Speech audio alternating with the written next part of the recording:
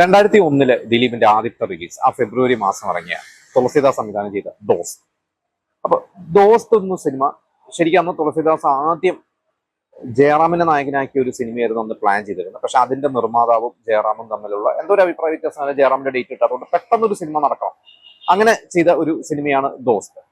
അപ്പൊ അതില് കുഞ്ചാക്കോ ബോബനും ദിലീപും ഈക്വൽ ഇമ്പോർട്ടൻസ് ആണ്. ശരിക്കും നായകനായിട്ട് കുഞ്ചാക്കോ ആണ് ശരിക്കും നായകൻ എന്ന് പറയാം. കാരണം നായികളുള്ളത് കുഞ്ചാക്കോ ബോബനാണ്, കൂടുതൽ സോങ്സ് ഉള്ളത് കുഞ്ചാക്കോ ബോബനാണ്. പക്ഷെ ദിലീപ് ആ ഒരു കഥ ചോദിച്ചു മേടിച്ചു. അന്ന് ദിലീപിനെയും ബിജു മേനോനെയും ആലോചിച്ച കഥയാണ്. അപ്പൊ ദിലീപ് പറഞ്ഞു ഞാൻ മറ്റേ വേഷം ചെയ്യാം എന്ന് പറഞ്ഞു കഴിഞ്ഞപ്പോൾ എങ്കിലും മറ്റേ സോഫ്റ്റ് ക്യാരക്ടർ ആര്, അങ്ങനെയാണ് കുഞ്ചാക്കോയിലേക്ക് പോയത്. അപ്പൊ കുഞ്ചാക്കോനെ കുറെ കൺവിൻസ് ചെയ്യിപ്പിച്ചിട്ടാണ് അഭിനയിപ്പിച്ചത്. കാരണം അതിന് മുമ്പ് ജോക്കറിലും ഡാർലിംഗിലും ഒന്നും കുഞ്ചാക്കോനെ അഭിനയിച്ചില്ല.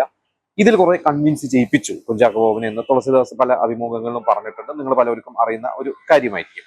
എന്തായാലും ജോക്കർ സിനിമ ഞാൻ വിശ്വസിക്കുന്നത് ദിലീപ് ആ സിനിമ കമ്മിറ്റ് ചെയ്തത് തെങ്കാശിപ്പട്ടണത്തിന്റെ ഒക്കെ റിലീസിന് മുമ്പ് തന്നെയാണ്. കാരണം തെങ്കാശിപ്പട്ടണത്തിന്റെ ഷൂട്ട് കഴിഞ്ഞ് വന്നിട്ടാണെന്ന് തോന്നുന്നു ദിലീപ് കമ്മിറ്റ് ചെയ്തിട്ടുള്ള ആ സിനിമ. കാരണം ജോക്കർ കുറെ കാലം പെട്ടി കിടന്ന ഒരു സിനിമയാണ്. പിന്നെ ഒരു ഒക്ടോബറിലാണ് ജോക്കർ ഇറങ്ങുന്നത് 2000. ഡാർലിംഗ് 2000 നവംബറിൽ ഇറങ്ങുന്നു. പിന്നെ തെങ്കാശിപ്പട്ടണം ഡിസംബറിൽ ഇറങ്ങുന്നു. അപ്പൊ തെങ്കാശിപ്പട്ടണം കഴിഞ്ഞിട്ട് ദിലീപ് ചെയ്തൊരു പടമാണ് ദോസ്ത് എന്നാണ് ഞാൻ വിശ്വസിക്കുന്നത്.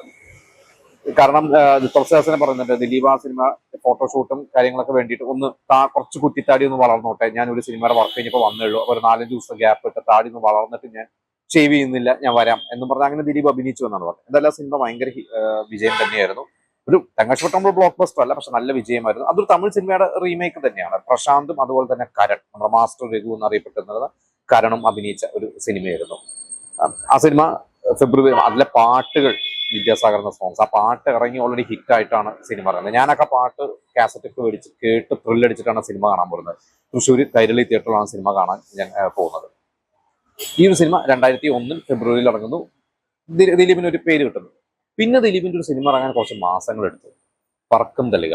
ഈ പറക്കും തളിക 2001 ജൂലൈ 4 ദിലീപിന്റെ ഭാഗ്യദിനം ജൂലൈ 4 ആരംഭിക്കുന്നത് അവിടെ നിന്നാണ്.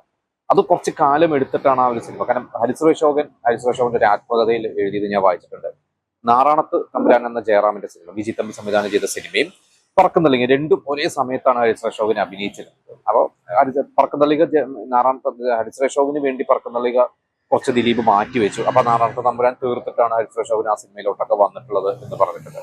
എന്തായാലും 2001 ജൂലൈ 4 ആ സിനിമ ഇറങ്ങുന്നു. വളരെ സൈലന്റ് ആയിട്ട് ഇറങ്ങുന്നു. ആ സിനിമ ഒരു ബ്ലോക്ക് ബസ്റ്ററായി മാറുന്നു.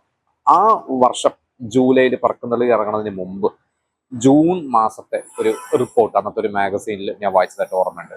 മലയാള സിനിമയിലെ പല താരങ്ങളുടെ റെമ്യൂണറേഷനെ കുറിച്ചൊക്കെ പറഞ്ഞപ്പോൾ അന്ന് ജയറാം അന്ന് 15 ലക്ഷം രൂപ, ദിലീപ് 12 ലക്ഷം എന്നുള്ള രീതിയിലോട്ടാണ് അന്ന് എഴുതിയിരുന്നത്. എനിക്ക് തോന്നുന്നു ദിലീപ് തെങ്കാശിപ്പട്ടണം കഴിഞ്ഞിട്ട് 10 ലക്ഷം ആക്കിയിരുന്നു എന്ന് ഒരു റിപ്പോർട്ട് അന്ന് ഞാൻ വായിച്ചിട്ടുണ്ട്. അപ്പൊ തെങ്കാശിപ്പട്ടണം കഴിഞ്ഞ് ദോസ്ത് വിജയിച്ചു കഴിഞ്ഞപ്പോൾ വീണ്ടും ഒരു 2 ലക്ഷം രൂപ ദിലീപ് കൂട്ടി ഒരു 12 ലക്ഷം രൂപയാണ് ഇതിൽ. പിന്നെ 12 എന്നുള്ളത് 15, 20, 25 ഒക്കെ ആയി മാറി ഒരു തൊട്ടടുത്ത വർഷമായി ഇപ്പം മീശമാധവന്റെ ഒക്കെ വിജയത്തോടു കൂടി. എന്തായാലും ദോസ്ത് എന്ന സിനിമയും അതിഗംഭീരമായിട്ട് വിജയിച്ച ഒരു സിനിമ തന്നെയാണ്. ദിലീപിന് വളരെയധികം ഗുണം ചെയ്തിട്ടുള്ള ഒരു സിനിമ തന്നെയാണ്. അടുത്ത സിനിമ ദിലീപ് അല്ല നായകൻ, മമ്മൂട്ടി നായകൻ സിനിമയുടെ രാക്ഷസ രാജാവ്. വിനയൻ എന്ന സംവിധായകൻ ദിലീപ് 5-6 സിനിമകൾ വിനയന്റെ ചെയ്തിട്ടുണ്ട്. ദിലീപിന്റെ ആദ്യകാലത്ത് തുടക്കാലത്ത് വലിയൊരു ഹിറ്റ് കല്യാണ സൗഗന്ധികം മുതൽ അങ്ങോട്ട് ഒരുപാട് സിനിമകൾ വിനയന്റേതായിട്ട് വിനയൻ സംവിധാനം ചെയ്ത ദിലീപ് സിനിമകൾ. ഈ ഒരു സിനിമയിൽ ശരിക്കും മമ്മൂട്ടി ഓൾറെഡി ദാദാ സാഹിബ് എന്ന സിനിമ വിനയൻ സംവിധാനം ചെയ്ത സിനിമയിൽ അഭിനയിച്ചു. അത് തിയേറ്ററിൽ അത്യാവശ്യം ഓടി. 2000 ക്രിസ്മസിന് ഇറങ്ങിയ സിനിമ. അതിനുശേഷം 2001 കരിമാടിക്കുട്ടൻ എന്ന സിനിമ റിലീസാണ്. കരിമാടിക്കുട്ടന്റെ പോസ്റ്റ് പ്രൊഡക്ഷൻ നടക്കുന്ന സമയത്താണ് മമ്മൂട്ടി വിനയനെ വിളിച്ചു പറഞ്ഞത് ഞാൻ ചെയ്യാനിരുന്ന മറ്റൊരു സംവിധായകന്റെ സിനിമ മാറിപ്പോയി, അതുകൊണ്ട് പെട്ടെന്ന് എനിക്കൊരു സിനിമ ചെയ്യണം എന്ന് പറഞ്ഞാൽ അവിടുന്ന് അങ്ങോട്ട് ആ സമയത്ത് വിനയൻ കമ്മിറ്റ് ചെയ്യുന്നു. വിനയൻ ഡേറ്റ് വിനയൻ ഒരു കഥ പറയുന്നു, കഥ ആലോചിക്കുന്നു. എനിക്ക് തോന്നുന്നു ഒരു ഷൂട്ട് തുടങ്ങി 40-ാം ദിവസം സിനിമ തിയേറ്ററിൽ എത്തി. ആ സിനിമ അങ്ങനെ വലിയ വിജയമല്ല, കാരണം അതിന്റെ ഒപ്പം രാവണപ്രഭു ആ ഓണത്തിനുണ്ടായിരുന്നു. പക്ഷെ എങ്കിലും വിനയന്റെ ഒരു മിടുക്ക് തന്നെയാണ് ആ സിനിമ അങ്ങനെ പ്ലാൻ ചെയ്ത് ഇറക്കാൻ പറ്റി എന്നുള്ളത്. എന്തായാലും 2001 ഓണത്തിനാണ് ആ സിനിമ ഇറങ്ങുന്നത്. ദിലീപ് അല്ല ശരിക്കും അതിൽ നായകൻ എന്ന് നേരത്തെ ഞാൻ പറഞ്ഞ പോലെ അത് മമ്മൂട്ടി സിനിമയാണ്. പക്ഷെ ദിലീപ് ആ സിനിമയിൽ അഭിനയിച്ചു. അതൊരു ദിലീപിന്റെ ഒരു ബ്രില്യൻസ് ആയിട്ട് ഞാൻ ആലോചിക്കുന്നത്. കാരണം മമ്മൂട്ടിയുടെ ഒരു സിനിമയിൽ എന്തായാലും ആ സിനിമ ഒരു വിസിബിലിറ്റി കിട്ടും, അതിന്റെ ഒരു ഭാഗമാകുക. വിനയനോടുള്ള ബന്ധമൊക്കെ ആയിരിക്കാം. എന്തായാലും രാക്ഷസ രാജാവിൽ ദിലീപ് അഭിനയിച്ചു. ആ സിനിമ ഹിറ്റായി. പിന്നെ ആ സിനിമയുടെ ലൊക്കേഷനിൽ വെച്ചാണ് തോന്നുന്നു അടുത്ത സിനിമയായി ഊമപ്പെണ്ണിനൂരിയുടെ പയ്യന്റെ ചർച്ചകളും കാര്യങ്ങളും നടക്കുന്നത്. പക്ഷെ അന്ന് ദിലീപുമായിട്ടുള്ള ചില അഭിപ്രായ വ്യത്യാസത്തിന്റെ പേരിൽ ദിലീപിനെ മാറ്റുന്നു. എന്നിട്ടാണ് ജയസൂര്യനെ അതിലോട്ട് കൊണ്ടുവരുന്നത്. കാരണം ആ രാക്ഷസ ലൊക്കേഷനിൽ വിനയനെ കാണാൻ വന്നിരുന്ന ഒരു മിമിക്രിക്കാരൻ പയ്യൻ ഇത് ആരാണെന്ന് മമ്മൂട്ടി ചോദിച്ചപ്പോൾ എന്റെ സിനിമയിലെ നായകനാണെന്ന് വിനയൻ പറഞ്ഞു എന്നൊക്കെ വിനയൻ പലപ്പോഴും പറഞ്ഞതായിട്ട് ഞാൻ വായിച്ചിട്ടുണ്ട്. എന്തായാലും രാക്ഷസ രാജാവും സിനിമയും ദിലീപിന് ദോഷമൊന്നും ചെയ്തില്ല. ഭയങ്കരമായിട്ട് ഗുണം ചെയ്തൊന്നും ഞാൻ പറയില്ല, പക്ഷെ ദോഷമൊന്നും ചെയ്ത സിനിമയല്ല അത്. ഇത് കഴിഞ്ഞിട്ട് പിന്നെ ആ ഒരു ഒക്ടോബർ മാസമാണ് ഇഷ്ടം, സിബി മലയിൽ, കലവൂർ രവികുമാർ. നല്ലൊരു സിനിമ തന്നെയാണ്. ആ ഇഷ്ടവും ആലോചിക്കുമ്പോൾ ആദ്യം കഥ ആലോചിക്കുമ്പോൾ കുഞ്ചാക്കോവിനായിരുന്നു അവരുടെ മനസ്സിൽ, പിന്നെയാണ് അവർ ദിലീപിൽ വന്നത്. ആ സിനിമ ശരിക്കും ദിലീപ് അല്ലാതെ വേറെ ഏതെങ്കിലും ഒരു ആ സമയത്തുള്ള ഒരു നടൻ ചെയ്താൽ ഈ ഒരു രസം നമ്മൾ ഇന്നും റിപ്പീറ്റ് ആയിട്ട് കാണുന്ന ആ ഒരു സുഖം കിട്ടുന്നു തോന്നുന്നില്ല. കാരണം ദിലീപിൻ്റെതായിട്ട് കൈന്നിട്ട കുറെ സീനുകളുണ്ട്. അതിൽ എനിക്ക് പെട്ടെന്ന് എടുത്തു പറയാവുന്ന സീൻ, അതിൽ നെടുമുടി വേണുവിന്റെ അടുത്ത് ഒരു പറയുന്ന ഒരു ആ നവ്യ നായർ പ്രപ്പോസ് ചെയ്തു എന്ന് പറയുന്ന ഒരു രംഗം ദിലീപിൻ്റെതായ ഒരു തമാശയായിട്ട് പറഞ്ഞ് പെട്ടെന്ന് ഇമോഷണലി മാറുന്നു. അത് ദിലീപിന് മാത്രം ചെയ്യാവുന്ന ഒരു കാര്യമാണ്.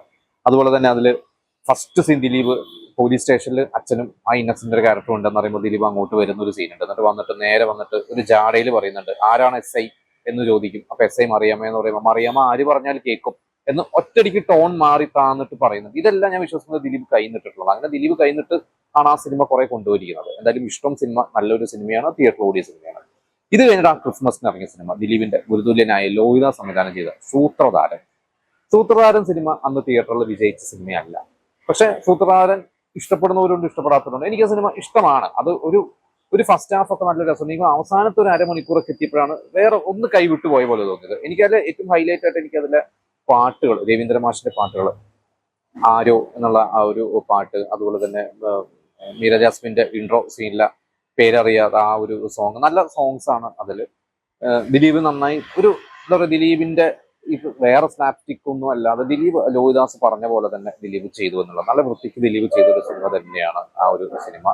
കലാഭവൻമണിയെ എനിക്ക് ഭയങ്കര ഇഷ്ടപ്പെട്ട ഒരു ക്യാരക്ടറാണ്. കലാഭവൻമണിയുടെ ചില സിനിമകളുണ്ട് അതുപോലെ, എനിക്ക് ഉദ്യാനപാലകൻ, അങ്ങനെയുള്ള ചില സിനിമകൾ കലാഭവൻമണി ഒരു സപ്പോർട്ടിംഗ് റോളിൽ വന്ന് വളരെ കൺട്രോൾഡ് ആയിട്ട് അഭിനയിച്ചിട്ടുണ്ട്. പിന്നെ വില്ലനായിട്ട് ചോട്ടാ മുമ്പേ ഉണ്ട്. പക്ഷേ സൂത്രധാരൻ കലാഭവൻമണി നല്ല ഗംഭീരമായിട്ട് ചെയ്തിട്ടുണ്ട്.